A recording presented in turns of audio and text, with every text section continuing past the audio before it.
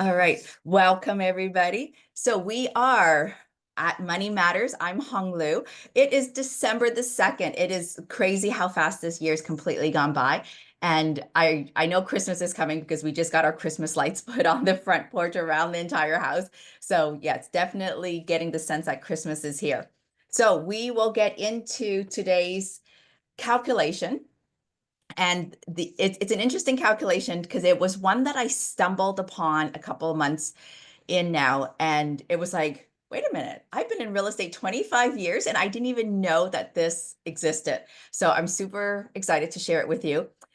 So before we get into that, before you take what I'm going to show you and do anything with it, please double check with your bank, check with another real estate investor, make sure it's the right thing for you. Okay, so talked about that. Okay, and so really the outcomes of these calls is to help you make sound decisions with your money into your next investment opportunity. And so this really, we see it coming to life because last week I did a session about RRSP meltdown. I'm not a financial advisor. Okay, I'm not licensed to do that. But what I do is, because of my money acumen, because of the way I look at money, I can look at somebody's situation very differently because of the experiences that I have around money. And so this really came to light because last week we were doing the RRSP meltdown and there was a comment that came through. So I will answer that before we get into the today's calculation on the amortization with the HELOCs. Okay, so the question came through about from Ricky. So thank you, Ricky, for posting this and following me on social. Okay, so I will let's see. So his question was, and I'm assuming it's a guy, based on the tax on RSP and the interest on your loan, which one would carry the higher percentage of interest? How will it balance itself out?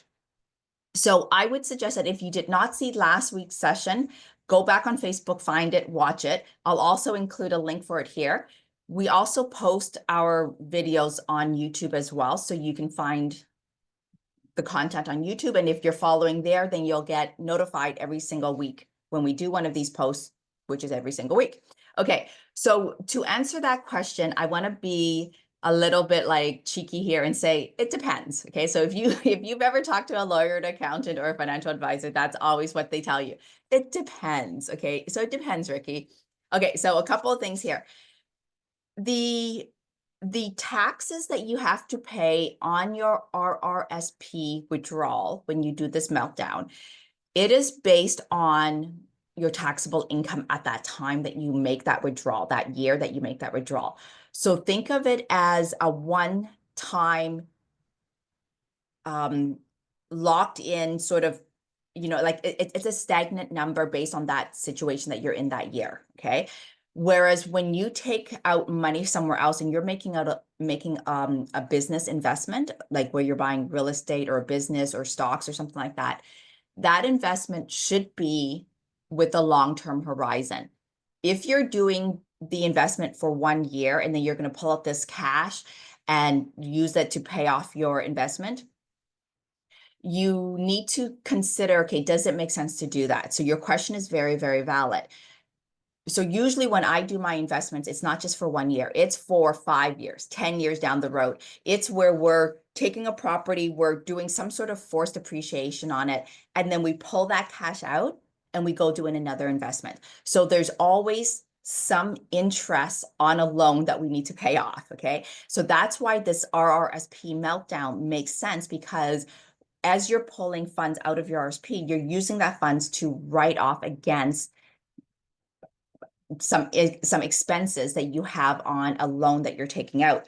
So one of the things to remember when you're doing this is that your loans that you take out, right, the investment loans that you borrow from, the interest rate is going to be anywhere from 5 to maybe even 15 to 20%. Okay.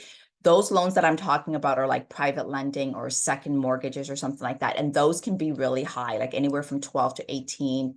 Throw in your lender fees, you're at 20% potentially. Okay. So keep in mind that those loans, those investment loans that you're taking out, you're going to have to pay that every single year until you pay off that loan. Okay. So think of it this way, because you're making those investments every single year, you're going to need cash, whether it's from your RSP meltdown or from some other avenue, to pay off that interest loan. Now, ideally, your investment that you're borrowing those funds for should be making you a lot of money, right? So as you're making an investment, you should be getting cash flow. You should be making some profit from it, okay? The benefit of using the RSP meltdown is that as you're doing a forced depreciation, there may not be any cash flow for a year, maybe 2 years, okay? So for example, my eightplex build that I'm getting ready to do, it's an 18-month build out. I'm not going to get any cash flow for 18 months.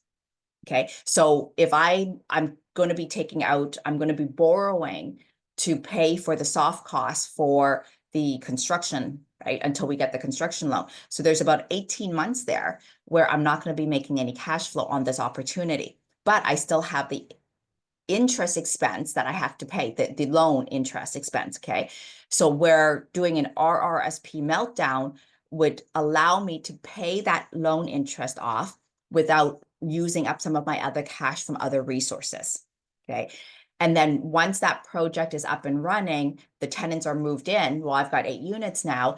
That's going to pay for the loan and I'll be able to get a new mortgage, all that stuff, okay? So at that point, my RSP money is out and I don't have to worry about the future taxation at a higher rate with that RSP money. Okay. So as you can tell, that was not a quick answer. Okay. But I hope that that gave you the answer so that you could understand it. So will it balance out? It should more than balance itself out.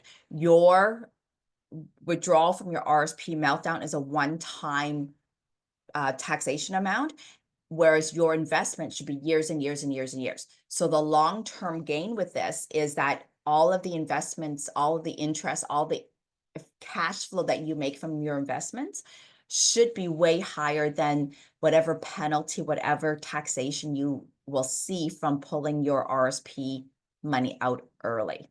Okay, so that is that one. Thank you, Ricky, for asking the question.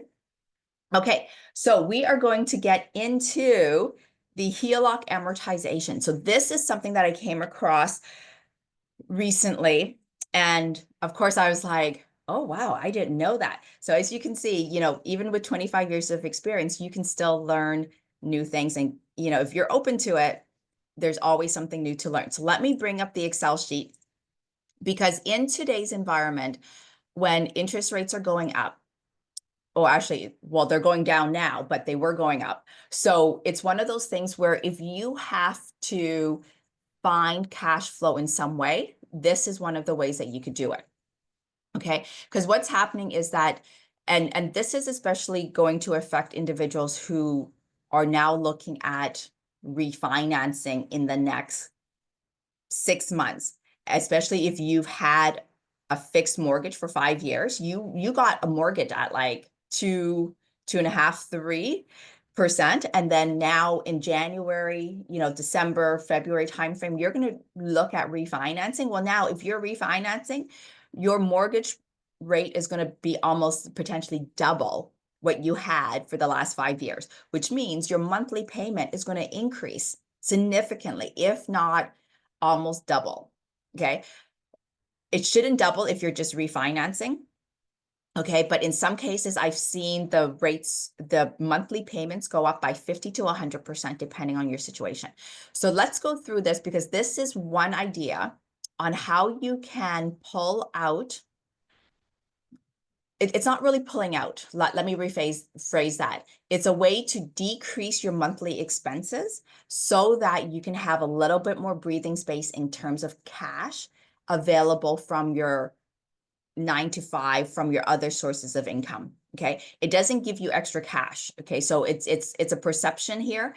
It doesn't give you extra cash, but what it will do, it will free up the expenses that you have to pay out so that you have some breathing space with your salary, with your current income that you have, to make sure that all of your expenses, the ones that you have to pay, that are actually being paid. Okay, so this is what it is. If you have a mortgage that is set up as a HELOC, Okay. And if you don't know if your mortgage is set up as a HELOC, the easiest way to find out is call your bank and just say, hey, here's my mortgage. Do I have a mortgage HELOC? RBC offers this. I don't know if the other institutions offer this or not, because I'm not like I'm with TD and Scotia, but this didn't come up with them. So my situation came up because I'm with RBC. So this is a situation with RBC. Okay, so I put in some numbers here as an example so that we could run through them. So let's just say here, these are the new weekly payments, okay?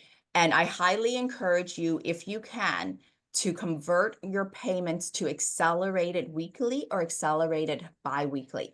This will automatically save you 2 to 3 years in your amortization timeframe. Absolutely, hands down. Okay, so let's just say we do an exercise, we go to the bank and we're like, hey, you know what? I want to increase my HELOC mortgage amortization. Because it's a HELOC product, they will be able to increase your amortization to 25 to 30 years. Okay, this is huge because if you've been paying down your mortgage and just been refinancing, paying it down and refinancing, you're probably at 5 or 10 years. Okay, so now if you can increase that to 25 to 30 years, you're going to decrease your monthly payments. Okay, and we're going to go through that. Okay, the great thing with this is that you don't need to reapply. Okay, you don't need to stress test. That's what blew my mind when I found out about this, because I'm like, oh, I have a mortgage. If I want to refinance to 25 or 30 years, I have to go through and do a whole application. Because it's a HELOC, you don't have to reapply. Okay. Okay. So high five on that, on just learning that. Okay. So let's just say we have these new weekly mortgages from the HELOC now. So I'm at the current rate, whatever rate I have, they're increasing the amortization to 25 to 30 years. Okay. So now my new monthly payment is going to be $4,800. Okay. I'm just going to increase this a little bit. Okay. So $4,800. So now this is because I did it weekly. So on an example here, I'm now running it and saying, okay, what is it new monthly? Because I want to get the monthly amount. Okay. Because let's just say my old monthly amounts are these numbers here. Okay, so the old monthly number is $5,500. This is a deduction across the board on every single one of these properties, as an example, of $694 a month. That means instead of having to pay $694 in mortgage payments, okay, I get to keep that in my bank account. Okay, so keep in mind that this isn't extra money. This is money that I already had coming in from a 9 to 5, from my rental income, from whatever investments. But now I don't have to take that money and put it into paying down my mortgage because of whatever fees I had before. Okay. This allows me to take $694 to pay off other expenses because of whatever inflation, whatever new expenses that have come up.